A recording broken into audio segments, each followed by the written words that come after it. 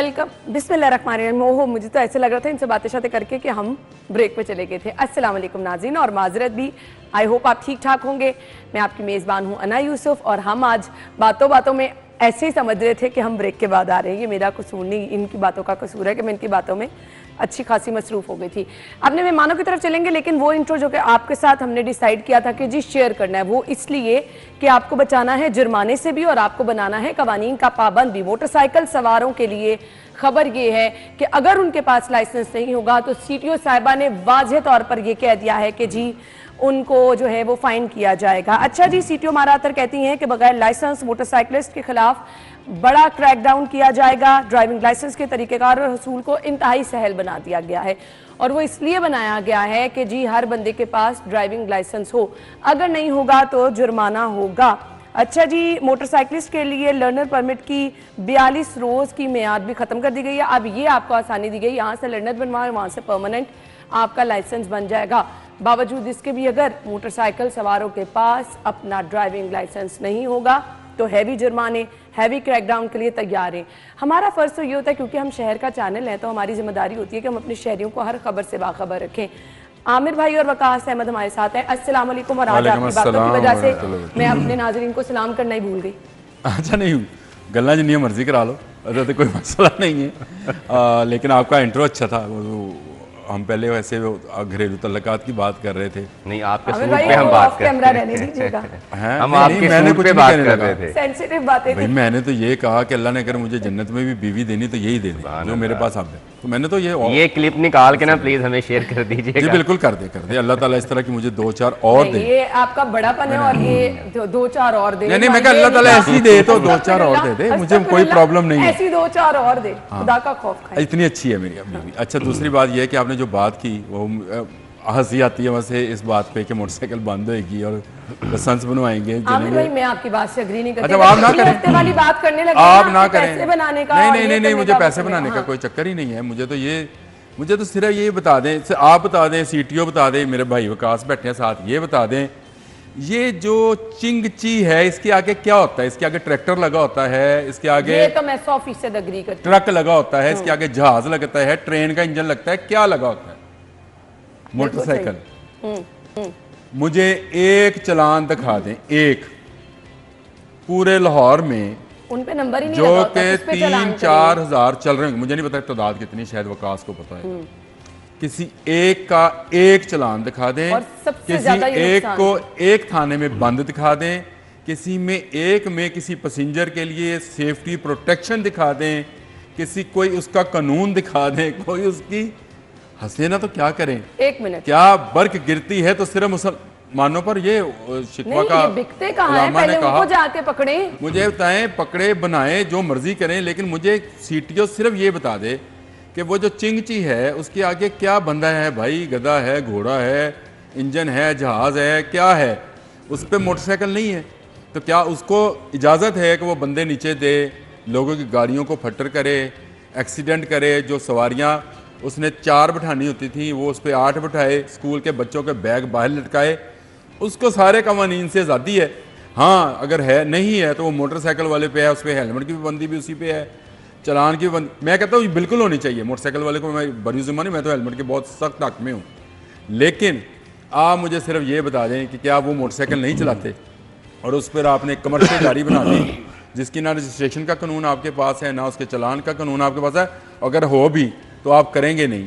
फिर आप कहते हैं पैसे बनाते हैं, पता नहीं क्या करते हैं, मुझे क्या पता क्या करते हैं भाई। लेकिन ये भी मोटरसाइकिल है, इस पर भी चलान होना चाहिए।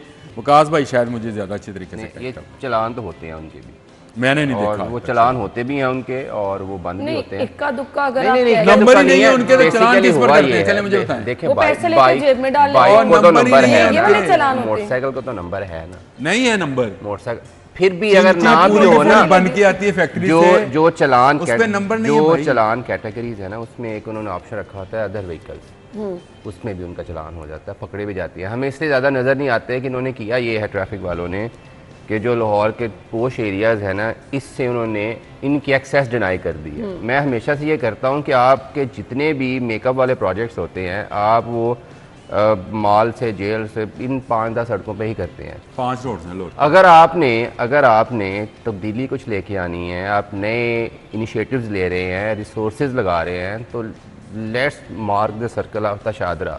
चले बंद रोड पे चलते हैं, हम ठोकर पे चलते हैं। हमें इसलिए ज़्यादा वो नज़र नहीं आते वाली साइड कि हम वो जो भी करते हैं वो माल से स्टार्ट करते हैं। हमने कहा कि ये 5-7 सड़कें हैं, इन पे हमें कुछ विजिबिलिटी नज़र आनी चाहिए, बाकी को हम छोड़ दें। ये माल के एक तरफ भी GOR है, फिर वो CM हाउस है, गवर्नर हाउस है, जेल रोड की तरफ भी GOR का रास्ता है, कनेड कॉलेज है। आप देखें ना, ये चलते चले जाएं तो आपने ये इन रोड्स पे ऊपर, लेकिन आप मुल्तान रोड, फिरोजपुर रोड, आप इन पर चीज को इजाजत दी हुई है। आपने कहा जी इन पर जाएं, भगाएं, लोगों को नीचे दें, और छोटी एज के ड्राइवर्स हैं, बुरी तरह से वो चला रहे हैं, किसी का नुकसान हो रहा है। मैडम मैं आपको एक बात बताऊं, लेट्स सपोज आप चिंची ड्राइवर आज सारे बंद कर देते हैं, अल्टरनेट क्या है आपके पास? कुछ भी नहीं है। नहीं तो इसका मतलब ये गुजारिश नहीं आप सुन लेना, मैं बताता हूँ उसकी, मैं बताता हूँ, गुजारिश मेरी गुजारिश सुन ले, फिर एक चीज को लीगल गुजारिश तो सुन लेना आप। अल्टरनेट ये वही है कि डाकू कत्ल ना करे तो क्या करे। गुजारिश तो बस सुन लेना, अब उसको काम ही यही आता है। आमिर भाई अब गुजारिश तो सुन लेना। आप इकोनॉमी और इंडस्ट्रीज के नाम पर एक मैन्युफैक्चरर को इजाजत देते हैं कि वो जहर बनाए, सबसे पहले बात की है, करे ना बंद, बात कर दी भाई। नहीं तो पहले मैं ये कहता हूँ, मेरा सिर्फ मौक़िफ़ ये है कि आज जितने प्रोडक्शन यूनिट्स हैं उनको करें ना बंद, पहले उनका सफाया करें, उसके बाद फिर 5 साल बाद कह दें कि 5 साल बाद नहीं बनाएंगे, ताकि वो 5 साल में वो अपना उसको अल्टरनेट में चेंज भी कर लें। ये आपकी तजवीज़ अच्छी है भाई। तो ये पिछली गवर्नमेंट में, ये पिछली गवर्नमेंट में निगरान जाए, वो लोगों की जिंदगियां ले रही हैं, वो स्मोक का बाइस बन रहे हैं, वो मतलब रोड पे इतना नुकसान। मैडम ये जो आज ये जो आपको अलमिया नजर आ रहा है ना, ये पिछले एक दिन का नहीं है, ये दहाइयों पर मुश्तमिल है। और ये नलायकी है वो स्टेट की, जिसको सिर्फ लाहौर जो है वो माल रोड, जेल, फिरोजपुर रोड के बाहर नजर नहीं आता। अग्री, बिल्कुल सही। आपके 40 लाख लोग हैं सिर्फ यहाँ पर, बाकी आपका जो 1.5-1.25 करोड़ लोग हैं उन पे आप सोच, पब्लिक ही नहीं समझते, ना लाहौर ये समझते हैं आप उनको। ये बिल्कुल ठीक है, इस पर तो मैं चलें, ये तो था जी बहुत ही अहम पहलू और बहुत ही अहम एक नुक्ता जिसको उठाना वक्ती अहम जरूरत था। मोटरसाइकिलों वालों की तरफ आ जाए जी, ड्राइविंग लाइसेंस, वकास अहमद। देखिए ट्रैफिक पुलिस के आदाद-ओ-शुमार के मुताबिक 60 लाख से ज़्यादा बाइक्स हैं लाहौर में जो रोज़ सड़कों पे नज़र आती है। उसमें से उनका ख्याल ये है कि 25-30 लाख ऐसे बाइक्स वाले हैं जिनके पास मोटरसाइकिल का लाइसेंस नहीं है। अच्छा, इसमें भी ना थोड़ा सा टोटल फिगर्स को भी आपने थोड़ा सा ये वेरी करते हैं। फॉर एग्जांपल एक बाइक है घर में, वो एक बंदा नहीं चला रहा, वो घर के 3-4 फैमिली मेम्बर से चला रहे हैं। मैं वैसे ये बात कर रहा हूँ ना, इसके लिए ना एक बड़ा छोटा सा मैं कहता हूँ कि मैं ये कहता हूँ कि इस आईडी कार्ड भी बड़े लोगों के पास नहीं है अभी। इसका बाइक का तो एक बड़ा छोटा सा सिंपल सा फार्मूला है जो ट्रैफिक पुलिस ऐसे रिसोर्सेज ज़ाया करती है। आप शोरूम्स वालों को ऑथराइज़ करें, वो बाइक आने ही तब दे जिसके नाम, जिसने गाड़ी लेनी है, बाइक लेनी है, उसका लाइसेंस पहले चेक हो, वहीं से नंबर लगे, आपके 2-3 इशू ख़त्म हो जाएंगे। अब प्रॉब्लम ये है कि सिस्टम, ये जो सिस्टम अभी हमारे पास बना हुआ है, ये तो 60s की दहाई का है ना, तब ज़रूरियात और थी, इशूज़ और थे। हम वहाँ से निकल के खुद अपने आप को बदलना ही नहीं चाह रहे। आपके अभी भी ये इशूज़ है ना, लाइसेंस नहीं है जी, नंबर प्लेट नहीं है। पिछले दिन अभी सीटी साहबा कह रही थी कि हम जो बाइक के नंबर नहीं होंगे, जो गैर नमूना नंबर प्लेट्स होंगे, उनको भी बंद करेंगे। सॉरी, उस्मा बुखारी साहब ने कहा था। तो मैं ये कह रहा हूँ कि आपकी जो लाखों नंबर प्लेट्स आपका डिपार्टमेंट डिलीवर ही नहीं कर पा रहा, जब आप एक सर्विस डिलीवर नहीं कर पाती तो लोग फिर बाहर उसको सख्त मिलता कानून में, फिर लोग ऐसे करते हैं। तो क्या मेरा सवाल सिर्फ ये है कि क्या हमने 5 साल बाद ये इश्यूज पे, ये इश्यूज रहने हैं हमारे कि हम बैठ के डिस्कस करें ना, फिर कैसे तैयार करना है, कैसे तैयार करना है। वकास की तजवीज़ बड़ी अच्छी है और ये नई और पुरानी दोनों मोटरसाइकिल पे होना चाहिए, क्योंकि जब वो ट्रांसफर कराते हैं, ट्रांसफर लेटर नहीं, पुरानी पे भी हो जाती है, ओपन लेटर नहीं ना अब चलता, तो चलते हैं कि इसको ट्रांसफर कराएं अपने नाम पर। जब ट्रांसफर कराने लगे तो उस फॉर्म के ऊपर एक खाना मौजूद हो कि जिसमें लाइसेंस का नंबर जारी किया जाए कि इस लाइसेंस पे ऊपर ये मोटरसाइकिल जारी हुई है। ये बहुत सारे मसाइल इसमें हल हो जाएंगे। तजवीज़ अच्छी है, इसलिए मैं तय था। चलें जी, हम आ रहे हैं जी आज की टॉप स्टोरीज की तरफ, लेकिन प्लीज़ इन दी एंड हम करते हुए रिक्वेस्ट आपसे ये कर लेंगे कि ज़रूरी है जी ये ड्राइविंग लाइसेंस, अपना ड्राइविंग लाइसेंस लाजमी बनाएं। वो रोड यूज़र जो बाइक चला रहे हैं, गाड़ी चला रहे हैं, व्हाटएवर, जोन सी भी व्हीकल चला रहे हैं, लाजमो मलजूम है और ना जी, आप- एक छोटी सी बस बात करना चाहूँगा अगर आप इजाज़त दें। जरूर। इंक्लूडिंग ट्रैफिक पुलिस, इंक्लूडिंग हमारे बड़ी गाड़ियों वाले, ये बाइक वाले भी इसी मुल्क के इसी शहर के रहायशी हैं। ये लाजम नहीं है आप पे कि वो आपके लिए हर बार रास्ता छोड़े। मतलब कभी बाइक वाला भी अगर सफ़र थोड़ा सा सब्र कर लेगा या बड़ी गाड़ी वाला, तो उसको भी कुछ नहीं होता। आज ये डिस्क्रिमिनेशन है, आप सारी पॉलिसीज निकाल लें। माइंडसेट का इशू है और ये कभी नहीं चेंज हो सकता। हाँ, तो फिर वो स्टेट भी नहीं करना चाह रही ना। सीरियसली ये मतलब ये तो आप छोड़ ही देना। क्या ब्रेक के बाद आकर डिस्कस करेंगे, हमारे साथ रहिए।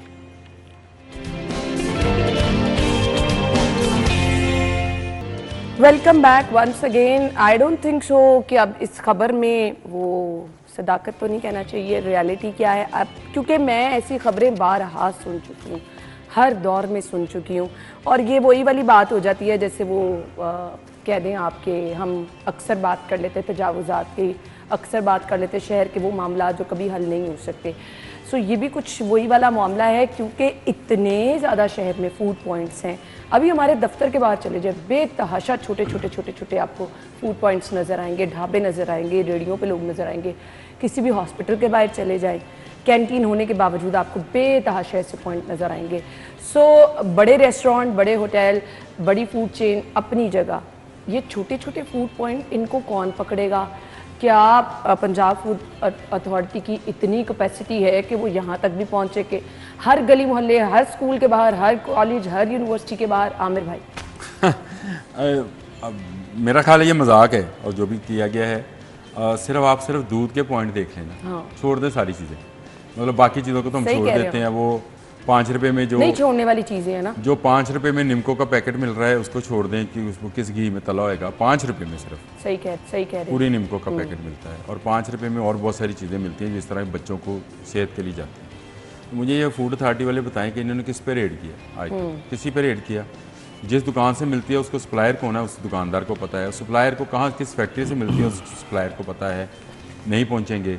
आप ही के अखबार में दूसरी खबर ये है कि 500 किलो मुज़र सेहत इन्होंने गोश्त पकड़ लिया। जिसको ये सप्लाई करने जा रहा था उसको पकड़ा इन्होंने? नहीं, ड्राइवर को पकड़ लिया, लेकिन वो ड्राइवर कहाँ पहुँचाने जा रहा था? वहाँ से आप पूरा चेन पकड़ सकते हैं, कहाँ से आया, कहाँ से गया, कहाँ जा रहा था, सारी चीज़ें पकड़ सकते हैं। लेकिन आपने सिर्फ एक खबर बनवानी होती है कि 6 माह के लिए बंद की जाएगी। मैं देखता हूँ दूध की कितनी दुकानें बंद होती हैं। लाहौर में डीजी फूड बता दे कौन सी दुकान से असल और खालस दूध मिलता है, चले ये बता दें। अब तो उन्होंने खालस दूध लिखना ही छोड़ दिया। वो जो अलमदीना मिल्क शॉप और मक्का मिल्क शॉप और दाता अली ज्वेलरी मिल्क शॉप है ना, उन्होंने अब खालस लिखने की बजाय खास दूध लिखना शुरू कर दिया। ये बड़ी मजे की चीज़ है। मैंने कल बैनर्स देखे तो मैं हैरान रह गया कि 170 रुपये में खास दूध। अच्छा, उसने खास भी इस तरह से लिखा है जैसे आपको खालस लगे। जब मैंने कंफर्म किया, मेरे इलाके की दुकान थी और उसने पूरे इलाके में बैनर 70,000 तक लगाए हुए थे। खास दूध, खालस नहीं लिखा उसने। देखिए ईमानदारी का तकाजा ये है कि उसने खालस नहीं लिखा, उसने किसी खास महलूल से वो दूध तैयार किया होगा ना, इसीलिए उसने उसको खास लिखा, खालस नहीं लिखा। तो मुझे बताएं कौन सी दुकान, आप भी यही, मैं भी यही, डीजी फूड अथॉरिटी भी यही, ये फूड डिपार्टमेंट भी यही, ये बड़े रेस्टोरेंट में ज़रूर छापा मारते होंगे अपना नाम बनाने के लिए, फुटेज बनाने के लिए, बताने के लिए। शायद बड़े फूड पॉइंट्स पे भी करते हैं। मेरे साथ चलें, शहर में आपको जगह जगह रेडियो पे और उस पर बेचते हुए चीज़ें मिलेंगे। ऐसे ही है। मिलावट शुदा चीज़ें बिक रही हैं, सामने बिक रही हैं। और खा कौन रहा है? वो गरीब जिसके पास दवाई के पैसे भी नहीं। कैंसर में कौन मुब्तला हो रहा है? कौन बंदा है जो अपने बच्चों को ना खालस दूध पिला रहा है बेचारा? मैं अपने एरिया की अगर बात कर लूँ ना, तो आपको कितनी ज्यादा बारबेक्यू के पॉइंट छोटे छोटे नजर आ रहे हैं। कौन 80 रुपए का बड़ा शवारमा, हाँ, शवारमा 60 रुपए का छोटा शवारमा, ये मुर्दा मुर्गियों के गोश्त का शवारमा। फिर उसके बाद मैंने नोट कराया अपनी मिसिस को भी, अपनी बेटी को भी। मैंने कहा ये मैं तुम्हें नोट कराऊंगा कितनी दुकानें बनी। खारक से लेके मेरे घर तक 4 दफ़ा जूअल फला, नाम लेना, पता नहीं लेना कि नहीं लेना, वो हो ना के नाम से कुछ 4-5 दुकानें बनती हैं। 1 महीना वो काम करती हैं, वो स्पीकर लगाती हैं, एक जोकर सा लगाती हैं, एक वो गुब्बारे लगाती हैं और ठीक उसको 1 महीने 1.5 महीने के बाद वहाँ से उठाती हैं, अगली जगह पे चली। मैं आपको ना सिर्फ एक बात बता दूं, ये एक अथॉरिटी के बस की बात ही नहीं है।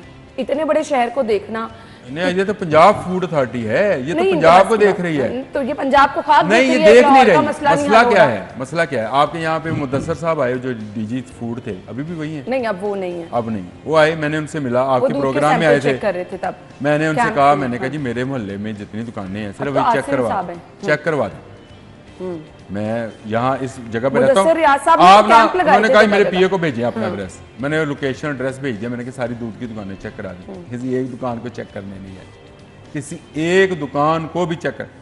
हमारे रिपोर्टर ने कलीम अख्तर जो ये फूड अथॉरिटी करते हैं, बारहा उनसे कह चुका हूँ, जाते ही नहीं है ये। आपको एंट्री एग्जिट पॉइंट पर वो डॉक्टरों वाले कोट रिवायती। पहन के, जो शौक नहीं होता बच्चों को, एफएससी इसलिए करते हैं कि सफेद कोट पहनेंगे और लड़कियां और लड़के जो हैं वो पहन के फिर रहे, ये बिल्कुल वही लोग हैं। और ये लेके सैंपल तो इस तरह कर रहे होते हैं और दूध में पता नहीं क्या क्या डबोए होते हैं, कुछ नहीं होने वाला। दुकान पे जाएं, दुकान से दूध कहाँ से आया, उस सप्लायर का दूध कहाँ से आया, आप वहाँ तक पहुँच जाएंगे जहाँ पर भैंस नहीं होएगी, स्टील का ड्रम होएगा, लेकिन यहाँ तक जाएगा कोई नहीं। इतना वकास का जो टाइम नहीं। अस्पतालों में रश बढ़ रहा है ना, अगर ये फूड अथॉरिटी अच्छा काम करना शुरू हो जाए ना, तो हर दूसरा बंदा जो आपको अस्पताल में नजर आ रहा है ना, वो ना हो। वकास, अच्छा, एक तो आमिर भाई से भी ड्यू रिस्पेक्ट, माजरत, ऐसा नहीं है कि कोई फ़र्क नहीं पड़ रहा। आप उस दिन से, जब पंजाब फूड अथॉरिटी नहीं बनी थी, उससे लेकर आपके जहन में कभी आपने सोचा था कि हमारे शहर के जो बड़े बड़े नाम हैं, इनके किचन कैसे होते होंगे? हम इमेजिन भी नहीं कर सकते थे, लेकिन फिर हमने देखा। वो एक टाइम पे कार्रवाइयां हुई थी, अब गुजारिश सुन वकास लेना, कुछ गुजारिश नहीं हो सुन लेना, नूरुल भी मैंगल के गुजारिश उन्होंने ये तो है। मैंगल के दौर में उन्होंने प्राइज दिए थे, सॉरी, उन लोगों को जिन बेकरी में उसके अच्छा बाद काम 2 हो रहा डीजी था। आ चुके, कुछ नहीं। उन्होंने इनामात दिए थे। मेरी हाँ, गुजारिश करे, ये करे, है, करे, मैंने सिर्फ ये कहा है कि वो दिन जब पंजाब फूड अथॉरिटी बनी, इस दिन से लेकर और इससे पिछले वाला, कहीं ना कहीं कुछ हो रहा है। अब हमने 2-3 चीज़ें और देखनी है। दूध की उन्होंने मिसाल दी, हमारी सोसाइटी में ना एक मिथ है, पहले तो गवर्नमेंट को वो क्लियर करनी पड़ेगी। फॉर एग्जांपल, कुछ लोगों का ख्याल है कि ये जो पैकेजिंग वाला दूध है ना, ये सही नहीं है, ठीक है, वो किसी सूरत उस दूध पे जाते ही नहीं है। हाँ, मेरा भी ख्याल यही। ठीक है, अच्छा, लेट्स सपोज आप समझते हैं कि ये जो खुला दूध है, ये इसका सही है, ये सही है जी। इसका मतलब है कि क्या आपका कोई सप्लाई चेन है? एक पर्सपेक्टिव मुझे इस हमारे पंजाब का दिखा दे, एक जहाँ पर गवर्नमेंट ने कोई चेन ऑफ सप्लाई डिक्लेयर की हो। भाई आपने तो उनके हवाले किया हुआ है, कहाँ से दूध आना है? लाहौर में तो आप भैंसे रखने नहीं देते, जिन्होंने रखी हैं वो पैसे देते हैं और फिर वो ऐसे ही करते हैं। अगर आपने शहर के मज़ाफ़ात से दूध लेके आना है तो भाई लेके आना कैसे है? कोई निज़ाम इस मुल्क में या इस शहर में नहीं है, तो फिर ऐसे ही होना है, ठीक है। यहाँ तो गवर्नमेंट इनिशिएट ले, अगर ये जो बड़ी मल्टीनेशनल कंपनीज़ हैं, ये इनके अपने फार्म्स हाउस हैं, दूध लेके आते हैं, अगर गवर्नमेंट समझती है कि ये बेहतर ऑप्शन है बहुत सारे इशूज़ का, तो फिर ये जो खुला दूध फ़रोख्त करते हैं, इनको भी कोई सब्सिडाइज़ कर दें कि यार आप पैकिंग का निज़ाम बना लें, सप्लाई चेन इस तरह से बना लें कि ये जो इशूज़ आमिर भाई जिनका हाईलाइट कर रहे थे, ये इशूज़ ना हो। ऐसा कुछ है ही नहीं है।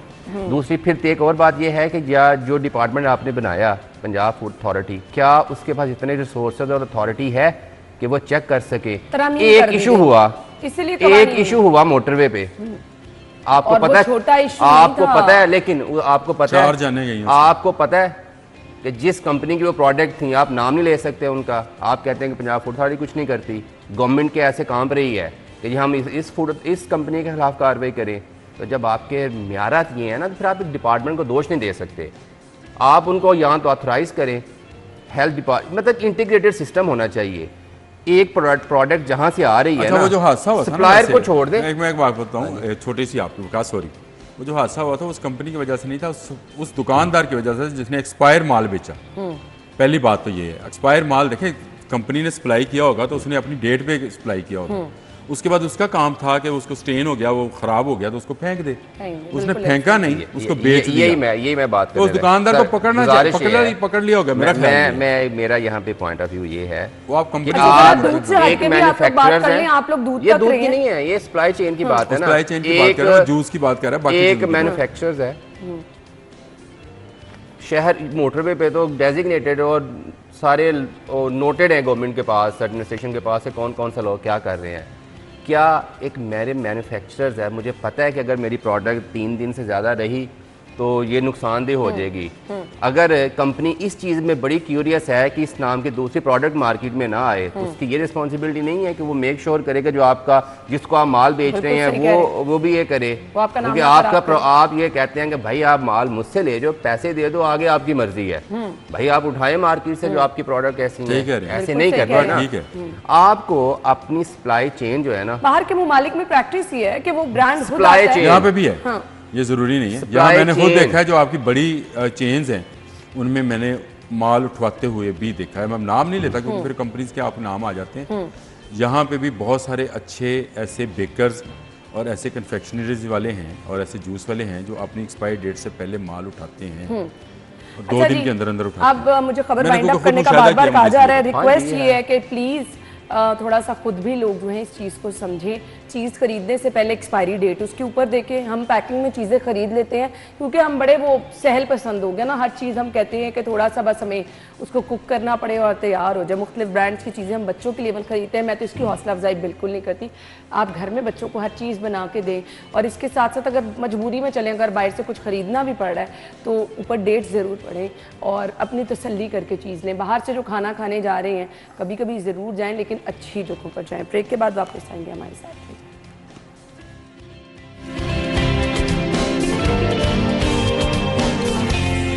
एक बार फिर से आपको खुश आमदीद कहेंगे। नेपरा ने सारिफिन के कनेक्शन की रीडिंग लेना शुरू कर दी। लेस्को सारिफिन के बिलों में ओवर बिलिंग के मामले में बड़ी पेशरफ्त हुई है। मामला हल हो जाएगा आमिर भाई से?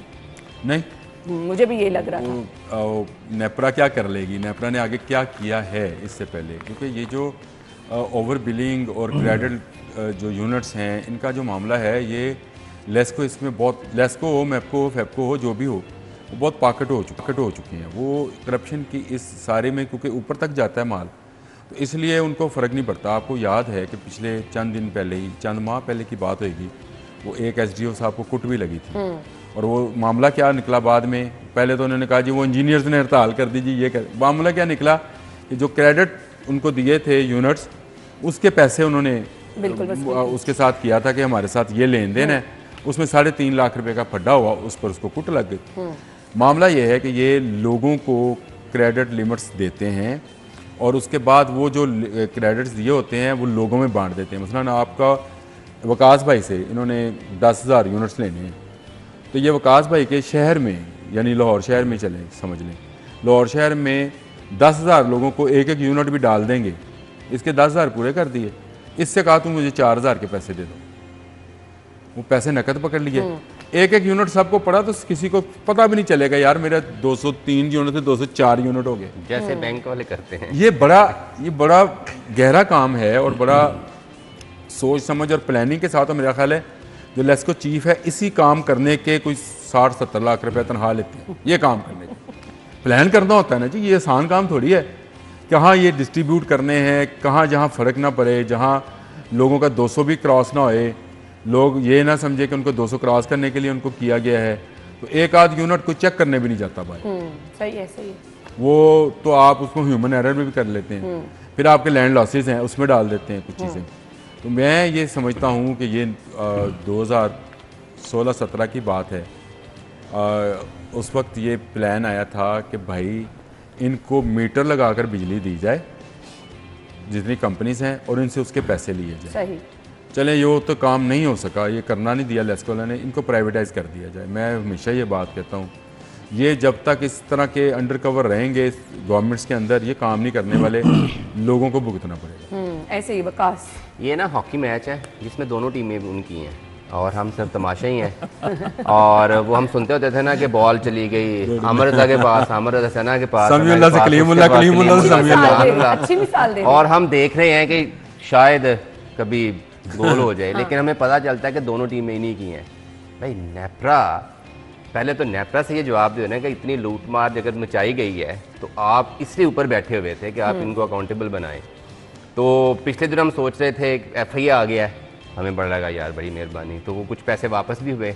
लेकिन फिर अगले महीने 2 महीने बाद वो वापस उन्होंने कहा कि ये तो हमने आपको दिए थे आर्जी तौर पर ना, मिनिस्टर साहब को खुश करने के लिए, ये पैसे हमारे ही हैं, हमें वापस दे दें।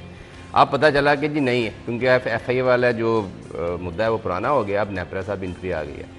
देखिए इस मुल्क में प्राइम मिनिस्टर साहब आपके नोटिस ले चुके हैं, किसने नोटिस नहीं लिया। इवन मतलब नोटिस छपने के पैसे भी हमारे बिलों में आना शुरू हो गए हैं। ऐसे ही है। ठीक है, तो ये ज़्यादा लोग खुश ना हो, सिर्फ मैच एंजॉय करे देखें। नहीं FIA वाले बात एक वजाहत कर दूं आपको, ये परसों की खबर थी शायद से हाँ, हमने वो शेयर भी की थी FIA वाले। हाँ। ये FIA से निकलने के लिए तमाम कंपनीज ने नेपरा को कहा हमें निकालने किसी तरीके से। उन्होंने कहा जी मैं जज बनना, मेरे को ले आओ case.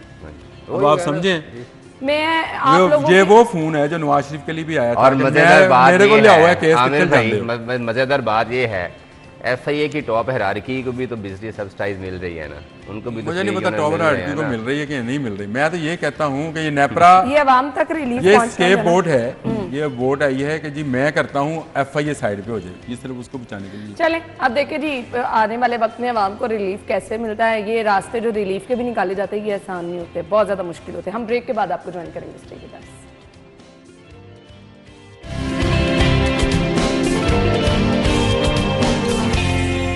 Welcome back once again. खबर ये है, सरकारी अस्पतालों से जान बचाने वाली अद्वियात गायब। ऑनस्टेन इंजेक्शन जो है वो 1 साल से इसकी किल्लत बरकरार है। मैं कहती हूँ जो मरीज़ इस हालत में होता है कि वो एक इंजेक्शन तलाश कर रहा होता है और उस इंजेक्शन की वजह से ही उसकी ज़िंदगी जो है वो बचनी होती है। कोविड में बड़ा मुश्किल टाइम था, हर बंदा जो है वो परेशान नज़र आ रहा था। अब एक बंदे की ज़िंदगी का इन्हिसार अगर एक इंजेक्शन पे अब उसको नहीं मिल रहा, आप अपनी आंखों के सामने ऐसे मरीज को देख रहे हैं, मेरे ख्याल से उससे ज़्यादा खौफनाक मंजर कोई नहीं हो सकता। वकास, जब ये इशू मंजर आम पर आया तो उसकी जो रिपोर्ट थोड़ी बहुत बाहर आई तो उसमें ये पता चला था कि इंजेक्शन में कोई इशू नहीं था। जो कंपनी थी, मैन्युफैक्चरर्स थे, उन्होंने कैटेगोरिकली लिखा हुआ था कि इसकी ट्रांसपोर्टेशन कैसे करनी है। ठीक है, लेकिन ये जो इंजेक्शन मार्केट में आए जो लोगों की बनाई को मुतासर करने की वजह बने, ये वो थे जो TCS के ज़रिए बच्चों के डिग्गियों में आके लोगों को दूसरे शहरों में पहुंचाए गए थे। तो इसकी सप्लाई चेन पे इशू था। तो गवर्नमेंट ने, क्योंकि बहुत बड़ा हाइप क्रिएट हो गई, तो गवर्नमेंट ने पहले सब कुछ फैक्ट्री बंद कर दी, वेयर हाउस सील कर दिए। तो मुतबादल क्या है, मतलब 1.5 साल या साल हो गया है। तो उसके बाद आज हम ये दोबारा से डिस्कस ये कर रहे हैं कि अच्छा यार, एक चीज़ आपने उसको सस्पिशियस करार दिया, उसको आपने मार्केट से उठा लिया, तो मुतबादल क्या है? मुतबादल कुछ भी नहीं है ना। तो आप ये डिपार्टमेंट हो, ये स्टेट हो, ये हॉस्पिटल, सारे धक्का स्टार्ट हैं। जब धक्का लगा लिए थोड़ी सी आगे चले गए, फिर उसके बाद सही कह रहे हैं। ठीक है, मेरा ख्याल है सबसे पहले तो ये उन सप्लाई जो कंपनीज़ हैं फार्मास्यूटिकल, उनको छोड़ के पहले जो रिस्पॉन्सिबल है ना सप्लाई चेन के मेंटेन करने में, वो ड्रग्स ऑफिसर्स, वो मिनिस्टर्स, वो सेक्रेटरीज हों, पहले उनसे तो पूछे ना भाई, आपको तनख्वाह सिर्फ इसलिए मिलती है कि आपने ये सप्लाई चेन मेंटेन रखनी है। 1 साल में कितने लोग लुटे होंगे जिन्होंने ब्लैक से खरीदा या निजी हॉस्पिटल में 1.5 लाख वसूल किए जा रहे हैं। ये तो वो है ना जो आप किसी ने बता दिया होगा, बड़े रेफरेंस ला के 1.5 लाख का लिया है। वो लोग जो कहीं वो बोलते ही नहीं है, चुप करके पैसे दिए जा रहे हैं, वो कैसे, वो कितने लुटे होंगे? उनकी जिम्मेदारी किस पे है? उस रिपोर्टर पे जिसने ये खबर दी है कि यार आपने तो बड़ा गवर्नमेंट के पीछे पड़े हुए हैं। तो कोई बंदा अपनी जिम्मेदारी पूरी करने के तैयार ही नहीं है। डेजिग्नेटेड लोग हैं कि आपका काम सिर्फ सप्लाई चेन है। 1 साल में जिम्मेदारों का तयन नहीं हो सका मेरे भाई। देखिए, हो गया, जिम्मेदारों का तयन भी हो गया, सारा काम भी हो गया। जिन्होंने सप्लाई किया था, सप्लाई की ये उसने सही कहा कि अगर आप किसी कोरियर कंपनी के जरिए भिजवा देंगे तो मेडिसिन को कैरी करने का भी एक तरीका स्टैंडर्ड होता है, SOPs वो ऐसे है नहीं। दूसरा, खबर बड़ी अच्छी है कि वजारत सेहत ने इस पर नोटिस लिया और यकीन दहानी करा दिया कि वो जी ये दवाई मिल जाएगी। ये इंजेक्शन वाकई में जो शुगर के पेशेंट हैं उनकी बनाई का जो मसला बनता है उसमें ये लगता है, और ये ना लगे तो उनकी बनाई चली जाती है। और लेकिन हुआ ये कि ये इंजेक्शन लगने से भी बनाई चली, ठीक है, और इसका मुतबादल भी अवेलेबल था, लेकिन वो महंगे दामों था, इससे महंगे दामों था। सबसे सस्ते दामों में ये अवेलेबल था। बाकी रही प्राइवेट हॉस्पिटल, जो निजी हॉस्पिटल का, वहाँ तो एक कमरे का किराया भी भाई लाखों में है। निजी हॉस्पिटल का क्या है, वहाँ पे हर चीज़ ही महंगी है। वहाँ आप चाय का कप भी पियेंगे, निजी हॉस्पिटल में जाके देखिएगा, वो आपको 5 स्टार होटल से भी महंगा चाय का कप मिलेगा। ये ठीक है कि ये गवर्नमेंट को बहुत पहले नोटिस लेना चाहिए था। चले, मैं कहता हूँ कि ख्वाजा सलमान ने 42 की खबर पर ही एक्शन ले लिया। चलिए, थैंक यू सो मच। अब हम आपसे गुजारिश खास साहब ये भी करते हैं कि ये फौरी की फरहमी यकीनी बना दे। बहुत सारी दुआएं आप भी ले सकेंगे। अच्छा जी, पब्लिक इंटरेस्ट की खबर है, मैं इसलिए चाह रही थी इसको भी शामिल कर लें। महकमा खजाना ने शहर में रेडी बाजार लगाने का बजट जारी कर दिया है। आप तो इसके हक में नहीं है, मुझे पता है। नहीं, जो फोटो लग रही है उसके ऊपर उसके हक में मैं हमेशा कहता हूँ ये कितने अरब के लगे, तस्वीरें कितने करोड़ की हुई हैं। हाँ। वो जो रेडी के ऊपर तस्वीर लगनी है ना जी, उससे देखें शहर कितना खूबसूरत नजर आएगा। नहीं आएगा? आएगा, लेकिन आप आएगा ना। रेडियो के हक में नहीं है, सिर्फ तस्वीरों के हक नहीं में। मैं तो इसके हक में ही नहीं तस्वीरें हूँ। वैसे ही लगवा देते देखिए हैं। मैं तो ये जो रेडी बाजार और ये इस तरह के ठेले और ये इसके हक में नहीं, मैं कहता हूँ दुकानें दें, मैं वही दुकानों में लोग कारोबार करें जैसे दुनिया भर में, जैसे दुनिया भर में हमेशा होता से है। यही कहते हैं, लेकिन मैं कहती हूँ चले ये ठेले वाले जो हैं, ये जो चीज़ जहर बेच रहे हैं, जो अभी फूड अथॉरिटी वाली खबरों में डिस्कस कर रहे थे, जो ये जहर बेचते हैं उसका कौन तदारक करेगा? अगर दुकान हो तो उसका एक लाइसेंस होएगा, वो किसी के नाम पे होएगी, कोई इस पर काम करने वाला जिम्मेदार होएगा। ये अब तो चीजें बजट जारी हो गया आमिर भाई, अब तो 15 करोड़ से ज्यादा रकम जारी उसकी है। स्किनें जो बनेगी जिस पर तस्वीर भी होएगी वज़ीर आला पंजाब की, वो चलिए अच्छी आप है। खरीदिएगा कुछ ना, रुक के तस्वीर देखिए। नहीं रुक के क्या, मैं गुजरते हुए देखो कि जब सैकड़ों ही लगी होंगी ना कुछ खरीदिएगा, तस्वीरें, तो गुजरते गुजरते वो तो जैसे वो क्योंकि बचपन फिर में, आप तस्वीरें लेके भी भेजते भी, व्हाट्सएप भी कर देते हैं ना बचपन में कभी-कभी। एक कॉपी नहीं लिया करते थे जिसको ऐसे करके चलाते थे तो वो क्रिकेट खेलने वाला क्रिकेट खेला करते थे ऐसे करके, तो वो ये उस तरह की जब गाड़ी गुजरेगी ना तो ऐसे नजर आएगा जब वज़ीर आला चल रही है ऐसे। विकास ये वैसे बड़ी अच्छी बात की अमर भाई ने, शहर खूबसूरत लगता है, रंग बिरंगे मैडम साहबा इतनी नहीं, खूबसूरत रेडी बहुत लगती प्यारी है। बनाई गई है वो, अच्छा देखिए। वो आपने हमने तस्वीरों में देखी है, कल मैं जा रहा था येलो नाले पे ना, तो वहाँ पे लगाए हुए हैं, तो वहाँ पे जाके पता चला कि कैमरे का कमाल है सारा ना, अच्छा उनकी क्वालिटी और वो सस्टेनेबिलिटी इतनी ज़्यादा नहीं है। और फिर वो रेडियाँ लगाई हुई थी फुटपाथ पे, फुटपाथ पे रेडियाँ लगाई हुई थी, बल्कि उसमें एक छोटी सी सजेशन भी है, जैसे मैंगो है आजकल आम का सीज़न है, तो देखा आप जिस फार्म हाउस से आया होता है उसके ऊपर लिखा होता है कि Raza farm house, Shahji farm house, अगर वहाँ पे भी लिख दे पंजाब गवर्नमेंट जो छोटी सी मरियम की तस्वीर, ताकि हर सेब के, हर केले के, हर अंगूर के दाने के ऊपर भी जो गवर्नमेंट की है वो विचार आता नहीं वो तस्वीर चली जाए। एलओएस अंब लैन गया सी, मतलब जी। क्या ਐਵੇਂ ਬੰਦਾ ਪੁੱਛੇ ਯਾਰ ठीक ਤੇਰੇ है। ਕੋਲੋਂ ਤੂੰ ਲੈਣ ਕੀ ਗਿਆ ਸੀ? अच्छा ਜਦੋਂ मैंने admission आपको उस दिन ਕੀਤੀ। हमने ये बात की थी, गवर्नमेंट के ये देखें ना आप, ये सोच है, इस शहर का एक बड़ा मसला ट्रैफिक का चलने का ये बिल्कुल भी है कि हमारे फुटपाथ पे कब्जा है, तो गवर्नमेंट अब खुद लोगों को ऑथराइज कर रही है कि आप यहाँ पे बैठ जाएं। अब बताएं 2 साल जो बैठ गया वो तो वहाँ पे पक्का बना लेगा, क्योंकि ये जो रेडियाँ बना के दे रहे हैं ना, ये तो 6 महीने बाद वो खराब हो जानी है, टूट जानी है।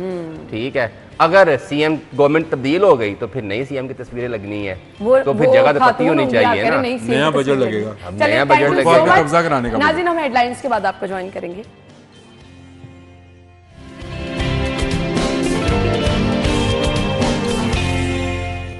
Welcome back once again. नाज़रीन आजकल 2 चीज़ें बहुत अहम हैं, मतलब हर कोई चाहता है कि ये 2 चीज़ें तो हमें लाजमी होनी चाहिए। एक, स्मार्ट दिखें आप, वो चाहे कोई मर्द है, चाहे कोई खातून है, चाहे कोई लड़की है चाहे कोई लड़का है, चाहे कोई बच्चा है।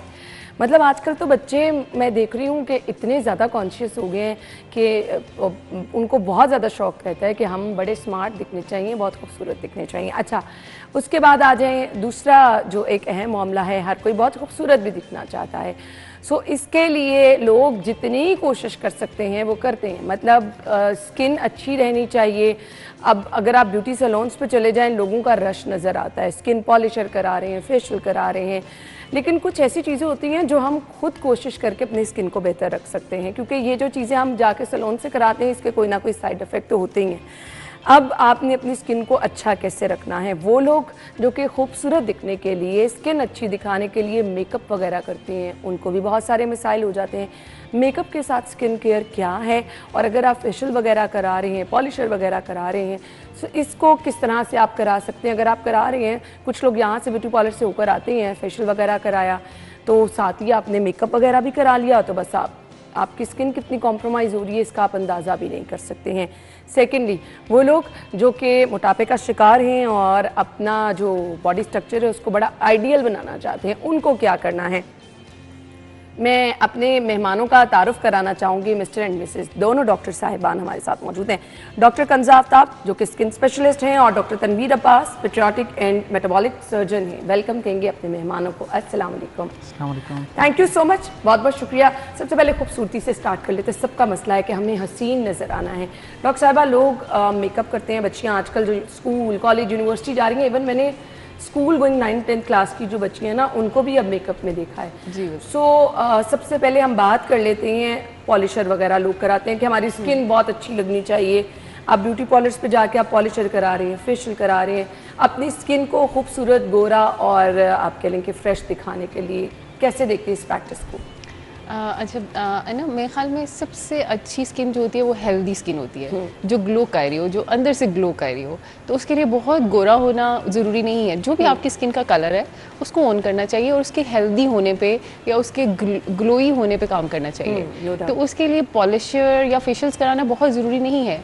अगर आप अच्छे से सन ब्लॉक रखें और डेली मॉर्निंग में सन ब्लॉक लगाएं और रात को डबल क्लेंजिंग करके सोएं और रात को कोई अच्छा सा एंटी एजिंग या ब्राइटनिंग एजेंट जो कि आपके डॉक्टर ने प्रिस्क्राइब किया हुआ है, अगर सिर्फ यही यूज़ करते हैं तो आपकी स्किन ग्लो करना शुरू कर देती है। सही, कितना छोटी सी एफर्ट है और इसके लिए हम इतना कुछ करते हैं। बस आपने ये 2 चीज़ें करनी है, आपकी स्किन खुद ब खुद अच्छी लगना शुरू हो जाएगी। पॉलिशर वगैरह जो हैं वो नुकसान किस तरह पहुंचाते हैं स्किन को? एक्चुअली पॉलिशर्स में कुछ ब्लीचिंग एजेंट्स होते हैं जो कि बहुत सख्त केमिकल्स हैं। अगर वो ही आप ब्लीच करते हुए देखें कि अगर कुछ उसका बैटर का कुछ पोर्शन आपके कपड़ों पे ही गिर जाए, एक कतरा भी, तो वहाँ से रंग उड़ जाता है जी। तो आप सोचें कि एक लाइव स्किन के सेल्स को वो कितना डैमेजिंग होगा। तो मुसलसल करने से एक तो स्किन डैमेज होती है, उसके बाद आफ्टर केयर जो है वो बहुत ज़रूरी है कि अगर आप पॉलिशर करा के, आप सैलून में थे, पॉलिशर कराया और बाहर एकदम से धूप में निकल आए तो मिलाजमा या छाइयाँ एकदम से अटैक करती हैं और एक सीवियर रिएक्शन होता है जिससे स्किन बहुत ज़्यादा रेड हो जाती है और 1 हफ्ता लगता है तकरीबन उससे ठीक होते हुए, और जैसे ही ठीक होते हैं तो आपको एक छाई का तोहफा मिल जाता है। ऐसे ही है। तो इस चीज़ से एक तो ये कि रात को करें, ऐसे कुछ भी जो भी आपने पॉलिशर या ब्लीच वाला कोई भी काम करना है, एक तो रात को करें, सन एक्सपोजर नहीं होना चाहिए। दूसरा ये कि आपको बिल्कुल उस दिन किचन से छुट्टी दे दें ख़वातीन को, किचन में नहीं जाना आपने पॉलिशर करने के बाद, क्योंकि आपकी स्किन सेंसिटिव हुई होती है। तो जैसे ही हीट लगेगी तो एकदम से रिएक्शन, रेडनेस और पिगमेंटेशन हो जाएगी। सही, ठीक है। तीसरी चीज़, अगर आप जिमिंग करते हैं, एक्सरसाइज करते हैं, तो पॉलिशर के बाद या फेशियल्स के बाद उस दिन आपने स्किप करना है अपने जिम को या एक्सरसाइज को, क्योंकि एक्सेसिव स्वेटिंग से भी रिएक्शन होने का खतरा होता है। हाँ, वो आपकी स्किन अजीब सी रेड होने शुरू हो जाती है, फिर उसके बाद रंग आपका अजीब सा नीला हो जाता है। सो अगर आप करा रही हैं, बहुत ज़रूरी है, तो उसके बाद आपको ये केयर करनी है। डॉक्टर साहब, आपसे मैं जानना चाहूँगी, मोटापे से एक बीमारी है, मैं तो समझती हूँ, अगर आप एक्स्ट्रा ऑर्डिनरी मोटे हो गए हैं तो वो तो बीमारी है। मोटापे से छुटकारा कैसे हासिल करना है, उसका हल बता दें, फिर हम आएंगे वो लोग जो कि अपना वेट रिड्यूस कराना चाहते हैं। अच्छा, मोटापा वाकई एक बीमारी है। तो साइंसी तहकीक ने इसको ये कहना शुरू कर दिया कि कोई शख्स अगर हैवी है, अपने नॉर्मल वेट से ज़्यादा वेट है उसका, तो ये मत कहें कि ये मोटा है, ये कहें ये मोटापे का शिकार है। जिस तरह लोग कैंसर का शिकार है, जिस तरह कोई गॉल ब्लैडर के स्टोन का शिकार है, इसी तरह मोटापा एक बीमारी है और वो शख्स उसका शिकार है। सही। तो एक तो ये, और दूसरा ये कि कोई मोटापे का अगर शिकार हो गया है तो वो किस कैटेगरी में फॉल करता है, इस पर डिपेंड करता है वो छुटकारा कैसे पाएगा। जिन लोगों का वज़न 10 किलो 20 किलो सिर्फ ज़्यादा है, बड़ी बिजी रूटीन है उनकी, तो उनके लिए उस 10-20 किलो को गिराना नॉर्मल रूटीन के अंदर बड़ा आसान है। सिर्फ 2 चीज़ें ऐड करें। पहली चीज़ तो ये ऐड करें कि जो भी वो खा रहे हैं उसकी तरतीब सही रखें। लाइक टेबल पे खाना लगा हुआ है, सिर्फ 2 काम करें, डायरेक्टली काप्स पे नहीं जाना, चावल रोटी सीधा ही नहीं खाना शुरू कर देना। सबसे पहले पानी पिए 1 गिलास, तो उसके बाद सैलेड। सुन्नत भी है ये तो। जी बिल्कुल, और वो साइंसी तहकीक मान रही है ना उन सुन्नतों को। बिल्कुल बिल्कुल। तो पानी पिए सबसे पहले 1 गिलास, उसके बाद जो भी सैलेड पड़े हुए हैं, लाइक वो खीरा है, कुकम्बर है, वो टमाटर है, वो प्याज है, वो सैलड के लीव्स हैं, कुछ भी ग्रीन लीफी सैलड पड़ा हुआ है वो पहले वो लें, पानी, फिर उसके बाद ये सैलड्स, और उसके बाद कोई भी प्रोटीन है, अंडा अगर नाश्ते में पड़ा हुआ है उबला हुआ तो पहले अंडा खाएं। अगर किसी ने बारबेक्यू आइटम्स रखे हुए तो पहले बारबेक्यू लें, और कार्ब्स को बिल्कुल एंड पे ले जाएं। ठीक है। तो इससे शुगर की स्पाइक नहीं आती, ग्लूकोज स्पाइक नहीं करती आपकी। बड़ी एक धीमा सा एक कर्व बनता है ग्लूकोज का। ये जो आप एक हिरार्की बता रहे हैं ना, हमारे यहाँ बिल्कुल इससे उल्टा है। भूख ज्यादा लगी हो, सबसे पहले रोटी चावल पे हम कहते हैं कि पानी पी लिया तो भूख खत्म हो जाएगी। लोगों का आम माइंड सेट ये है ना। सो अगर आपको भूख भी ज़्यादा लगे तो आपने स्टार्ट ऐसे, बस ये आदत बना लें कि बस मैंने इसी तरह टेबल पे जब खाना लगेगा मैं ऐसे ही खाऊंगा या खाऊंगी। तो इससे आप अंदाज़ा लगाएंगे कि आपकी क्रेविंग्स कम हो जाएंगी। खाना खाने के बाद मीठे की क्रेविंग्स कम हो जाएंगी, एकदम से बहुत शदीद भूख लगना ख़त्म हो जाएगी, सिर्फ इस एक तब्दीली से। एक ये कर लें, और दूसरी ये करें कि कोई भी फिजिकल एक्सर्शन अपनी लाइफ में ऐड कर लें रूटीन के अंदर। सबसे अच्छी एक्सर्शन वो है जो आप लंबे अरसे के लिए चला सकें। ये मत करें कि आप एकदम से जिम जाएं, लिफ्टिंग करें, हफ्ते बाद बस गिव अप कर दें, होपलेस हो जाएं, and you fall back to your normal life जिसके अंदर कुछ भी नहीं था पहले। बिल्कुल। तो ब्रिस्क वॉक ऐड करें। मैं हमेशा लोगों को कहता हूँ सबसे पहले 20 मिनट्स की वॉक ऐड कर लें। पूरे दिन में आपकी रूटीन जहाँ अलाउ करती है, अब वहाँ 20 मिनट की वॉक करेंगे जिसमें सांस फूले और माथे पे पसीना आए। ठीक है। That's it. ये 2 काम अगर कोई कर ले और उनका वज़न 15 केजी 20 केजी ज़्यादा है, तो उनको और कुछ करने की ज़रूरत नहीं पड़ेगी। वो आहिस्ता आहिस्ता आहिस्ता देखेंगे कि वो वेट भी लूज़ कर रहे हैं और ख़ुद को तंदुरुस्त और चुस्त भी फील करेंगे। डॉक्टर साहब, हम समझते हैं अगर हम 3 टाइम खाना खा रहे हैं ना, नॉर्मली जो लोग पतला होना चाहते हैं वो समझते हैं 3 टाइम खाना खाना जो है ना वो तो मोटापे की तरफ लेके जाएगा। वाकई ऐसा है? हम क्योंकि डाइट की तरफ जो लोग आते हैं अपने खाने स्किप करने, मैं ऐसा करती हूँ। मैंने अगर अपना वेट जब भी कम करना होता है ना, मैं एक खाना स्किप करना शुरू कर देती हूँ। सो ये प्रैक्टिस ठीक है? देखें, ये प्रैक्टिस बहुत शॉर्ट टर्म के तो चल सकती है, लेकिन ये नुकसानदेह इस तरह से होती है कि आप कब तक कम खाने पे रह सकते हैं? नहीं रह सकते, फॉर लाइफ नहीं रह सकते, 12 महीने 24 महीने नहीं रह सकते। नहीं रह सकते, बिल्कुल। तो जिस वक्त भी आप छोड़ेंगे वो हर शख्स का मुख्तलिफ है। कुछ लोग 2 हफ्ते बाद तंग आ जाते हैं, कुछ महीने बाद, कुछ 3 मंथ्स के बाद तंग आ जाते हैं।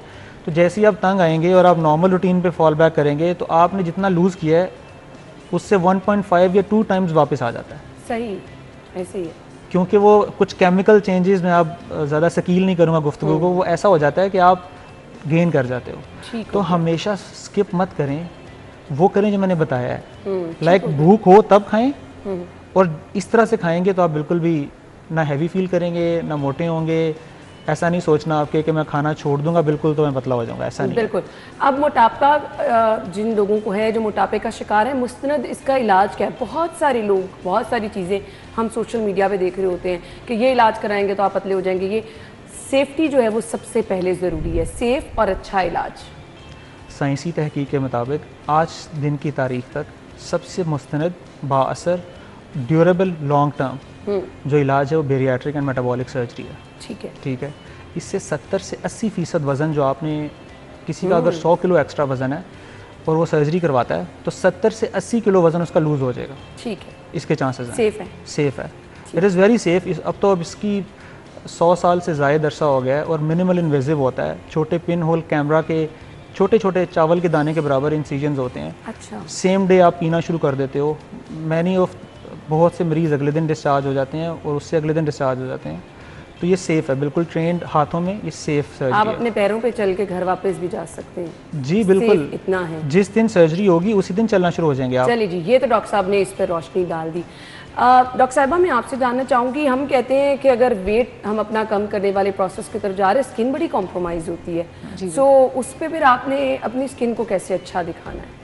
जी, जैसे डॉक्टर साहब ने बात की है, ऐसी चीज़ें अपनाएं जो लॉन्ग टर्म है। अगर आप तेज़ी से वज़न कम करेंगे तो ना सिर्फ आपकी स्किन कॉम्प्रोमाइज़ होगी बल्कि आपके इंटरनल सिस्टम्स भी कॉम्प्रोमाइज़ होते हैं। आपके बाल गिरना शुरू हो जाते हैं, नाखून वीक हो जाते हैं, इंटरनली भी आप वीक होते हैं।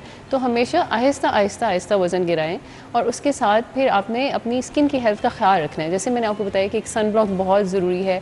अगर आप तेज़ी से वज़न कम कर रहे हैं तो रात को एक एंटी एजिंग रिजुविनेटिंग क्रीम का होना बहुत ज़रूरी है। फिर उसके बाद अगर आप अफोर्ड कर सकते हैं तो बहुत सारे एंटी एजिंग ट्रीटमेंट्स अवेलेबल हैं, तो अपने बजट के अकॉर्डिंगली भी आप उनको ऑप्ट कर सकते हैं। तो वो जैसे जैसे आप अपना करेंगे। दूसरा, हेल्दी लाइफस्टाइल होना चाहिए। इसमें वेजिटेबल्स का इस्तेमाल लाजमी है। 8 to 10 glasses of water daily consume करने हैं। वेजिटेबल्स का इस्तेमाल लाजमी है। ये सब चीज़ें आप करेंगे तो स्किन डैमेज नहीं होगी। यानी ओवरऑल आपको अपने लाइफस्टाइल को देखना है, उसको मॉडिफाई करना है। डॉक्टर साहब, मेकअप का इस्तेमाल हर बंदे के लिए, अब तो मर्द हज़रात भी कर रहे हैं। सो लोगों को लगता है कि हम घर से बाहर खाना खाने भी जा रहे हैं ना, मेकअप तो पहले होना चाहिए। जी बिल्कुल। सो मुझे बता दें कितना सेफ़ है और हम इसको सेफ़ कैसे बना सकते हैं? ऐसा ना हो ना कि मेकअप जब उतारे तो स्किन आपकी देखने के काबिल भी ना रहे। जी अन्ना, अब हम मेकअप से जान तो नहीं छुड़ा सकते क्योंकि ये अब कल्चरल नॉर्म बन चुका है। हम बिल्कुल नहीं निकल सकते बाहर, कुछ ना कुछ लगाना होता है चेहरे के ऊपर। तो मैं ये तो नहीं कहूँगी कि मेकअप छोड़ें, मेकअप अच्छा ख़रीदें, थोड़े से पैसे ज़्यादा लगा के अच्छा ब्रांड ख़रीदें हमेशा। और दूसरा ये कि जब भी आप वापस आएँ ज़्यादा अरसे तक मेकअप स्किन पे ना लगा रहने दें। जैसे ही घर आएँ तो पहला काम आपका ये होना चाहिए कि डबल क्लेंजिंग करें। डबल क्लेंजिंग का ये मतलब है कि पहले आप ऑयल बेस्ड क्लेंजर से या किसी भी लोशन से या क्रीम से अपना वाइप ऑफ कर लेंगे फेस, और उसके बाद अपना चेहरा धो लेंगे किसी भी अच्छे फेस वॉश से। तो ये डबल क्लेंजिंग हो जाती है आपकी। कुछ लोगों की ऑयली स्किन होती है तो हम कहते हैं कि इसमें टोनर का इस्तेमाल भी लाजमी करें। पहले ऑयल बेस क्लेंजर से वॉश कर साफ़ करके चेहरा, तो फिर अपने टोनर से भी एक दफ़ा टोन अप कर लें। ठीक है। अगर आप ये करेंगे तो बिल्कुल आपकी स्किन फ़ौरन से ब्रीथ करना शुरू कर देगी, उसे ऑक्सीजनेशन मिलना शुरू हो जाएगी। तो एक तो टाइम ड्यूरेशन मेकअप का कम होना चाहिए और फिर घर आते ही डबल क्लेंजिंग। आपने टाइम ड्यूरेशन का जिक्र किया। मेरी रोज़ाना की प्रैक्टिस क्या होती है, मैं यहाँ से जैसे ऊपर जाती हूँ मेरा पहला काम मेकअप रिमूव करना होता है। अब कुछ लोगों की जॉब 8 घंटे की है, उस 8 घंटे बाद भी कुछ उनकी सोशल एक्टिविटीज ऐसी होती हैं, यानी पूरा दिन मेकअप उनके चेहरे पे रहता है, ये वाकई नुकसानदेह है? जी बिल्कुल, जितना ड्यूरेशन बढ़ेगा उतना ही आपका स्किन कॉम्प्रोमाइज़ होगी। लेकिन अगेन उसमें अगर आपको बहुत अच्छा ब्रांड है तो वो बड़ा ब्रीदेबल होता है। ठीक है। दूसरा ये कि अच्छे ब्रांड्स क्या करते हैं कि वो सन प्रोटेक्शन फैक्टर भी आपके जो फाउंडेशंस हैं या लिपस्टिक्स हैं उसमें सन प्रोटेक्शन फैक्टर यानी सन ब्लॉक ऐड कर देते हैं। तो आप या तो टिंटेड सन ब्लॉक फाउंडेशन की जगह यूज़ करें तो इट्स वेरी हेल्दी, या फिर आप सन ब्लॉक वाली फाउंडेशंस यूज़ करें तो फिर चाहे आप 12 घंटे भी लगा लें फाउंडेशन, 24 घंटे भी लगा लें, लेकिन घर आके वाइप ऑफ ज़रूर करें। सही। डॉक्टर तनवीर, आपसे मैं जानना चाहूँगी, कुछ लोग फेस उनका बहुत हेल्दी होता है, वो कम कराना चाह रहे होते हैं, नेक पे डबल लाइंस होती हैं, बेली फैट कम कराना चाह रहे होते हैं, सो इसके लिए भी बड़े सेफ प्रोसीजर हैं? जी बिल्कुल, इसके लिए सेफ प्रोसीजर्स हैं, लेकिन देखना फिर भी हमने यही है कि उसका ओवरऑल वेट कितना है, उसका BMI कितना है, उसकी जो कमर है मेल्स में अगर 40 इंचेस से ज़्यादा है और फीमेल्स में अगर 35 इंचेस से ज़्यादा है, और वो ओवरऑल पेशेंट या इंडिविजुअल ये कह भी रहा है कि मेरे बाजू, मेरा बिल्कुल हर चीज़ पतली है लेकिन मैं सिर्फ बेली बल्ज हुआ है, अगर वो ख़वातीन में 35 इंच से ज़्यादा है और मर्दों में 40 इंच से ज़्यादा है तो वो भी मोटापे का ही शिकार है। ओवरऑल वेट लूज़ करें, नंबर 1 हेल्दी लाइफस्टाइल से ओवरऑल वेट अपना रिड्यूस करें और उसके बाद हेल्प लें प्रोसीजर से, वो कॉर्नर स्टोन है। ठीक है। अगर आप ओवरऑल अपने वेट का ख्याल नहीं रख रहे, हेल्दी लाइफस्टाइल नहीं है आपका, एक्सरसाइज एंड अच्छा तरीके से खाना आपकी लाइफ में नॉर्मल पैटर्न नहीं है, तो वो प्रोसीजर करवाने का फ़ायदा नहीं होगा। अच्छा, ये प्रोसीजर कराने के बाद भी आपको अपनी लाइफस्टाइल को उसी तरह से मेंटेन रखना है? अगर ज़्यादा खाना खाने लग गए और ये सब, वो वापस आ जाता है सब कुछ? ओवरऑल वेट अगर आप गेन करेंगे तो आप दोबारा से जो जॉ लाइन है, जो नेक लाइंस हैं, वो वापस आ जाएंगी, क्योंकि ये कंटोरिंग और शेपिंग प्रोसीजर हैं, ये आपको शेप करते हैं। अगर आप, और कुछ पेशेंट्स होते हैं बहुत अच्छा ख्याल रखते हैं, उनको बड़ी अच्छी इंसाइट होती है कि अगर मैं ओवरऑल गेन करूंगा या करूंगी तो ये सब कुछ वापस आ सकता है, जो कि मैंने बेनिफिट्स हासिल किए हैं प्रोसीजर से। तो वो जब वापस आते हैं तो वो एक बदली हुई शख्सियत होती है। तो अगर आप ओवरऑल मेंटेन रखते हैं हेल्दी लाइफस्टाइल को तो ये प्रोसीजर्स बहुत अच्छी चीज़ है। मुझे ये बता दें, अगर कोई ये प्रोसीजर कराना चाह रहा है, नॉर्मली हमें लगता है कि अच्छा 3 महीने बाद शादी है घर में, या 3 महीने बाद मेरी अपनी शादी है तो मैं अभी ये प्रोसीजर करा लूँ। अगर आपने अपनी स्किन या आपने अपनी चीक्स को थोड़ा सा मेंटेन कराना है, कितना टाइम आप रिकमेंड करते हैं?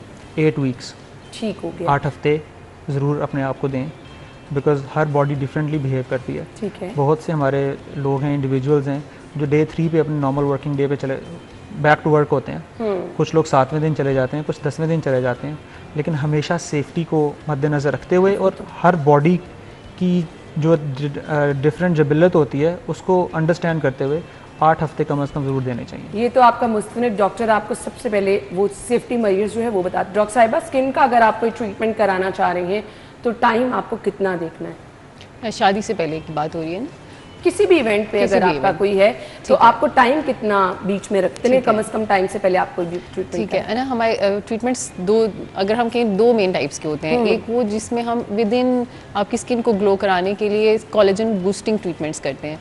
तो कोलेजन को चूंकि बनते हुए 3 to 6 मंथ्स लगते हैं, तो उसको हम कहते हैं कि ऐसे सारे ट्रीटमेंट्स जो आपके कोलेजन को बूस्ट कर रहे हैं, आपकी स्किन को यंग करने के लिए कर रहे हैं, वो 3 to 6 मंथ्स पहले कराने हैं आपने। लेकिन कुछ फेशियल्स होते हैं जो हम बिल्कुल सरफेस के ऊपर काम कर रहे हैं या पिगमेंटेशन को ख़त्म करने के लिए काम कर रहे हैं, तो सरफेस के ट्रीटमेंट्स होते हैं। सरफेस के ट्रीटमेंट्स 1 वीक बिफोर भी आप करा सकते हैं, उनका प्रॉब्लम नहीं है। और ये बोटॉक्स, फिलर्स अगर कोई कराना चाह रहा है? जी, बोटॉक्स को कम से कम 2 वीक्स बिफोर प्लान करें, क्योंकि 2 वीक्स में मैक्सिमम इफेक्ट्स आ चुके होते हैं बोटॉक्स के, और अगर कुछ ऊपर नीचे हो जाए, हमें टॉप अप भी करना पड़े, तो वो भी हम कर सकते हैं। तो 2 वीक्स का प्लान करना चाहिए। इसी तरह फिलर को भी सेट होते हुए कम से कम 2 वीक्स लगते हैं, कम से कम। तो कम से कम 2 वीक्स हैं, लेकिन 1 मंथ होना चाहिए आपके जहन में ऐसे कोई भी मेजर प्रोसीजर कराने से। बिल्कुल। और मेरे ख्याल से सबसे पहले आपको बहुत अच्छे और मुस्तनद डॉक्टर के पास जाके ये दोनों चीज़ें करानी है, क्योंकि ये अल्टीमेटली मेरे ख्याल से आप बहुत सेंसिटिव काम है और आपकी ज़िंदगी के साथ जुड़े। जो लोग भी ये ट्रीटमेंट कराना चाह रहे हैं, अच्छा और मुस्तनद डॉक्टर, हम अपने माहिरीन को बुलाते इसलिए हैं कि आपके साथ अच्छी चीज़ें हम शेयर कर सकें और आपको बता सकें कि अगर आप कुछ कराना चाह रहे हैं तो हमारे पास बहुत ही स्पेशल डॉक्टर्स मौजूद हैं जिनको मिलवाते रहते हैं। और मकसद भी ये होता है कि अगर आप कोई ट्रीटमेंट करा रहे हैं तो सबसे पहले आपकी सेफ्टी जो है वो ज़रूरी है। थैंक यू सो मच, आप लोगों के वक्त का बहुत बहुत शुक्रिया। इसके साथ ही हमें इजाज़त दीजिए। अल्लाह हाफ़िज़।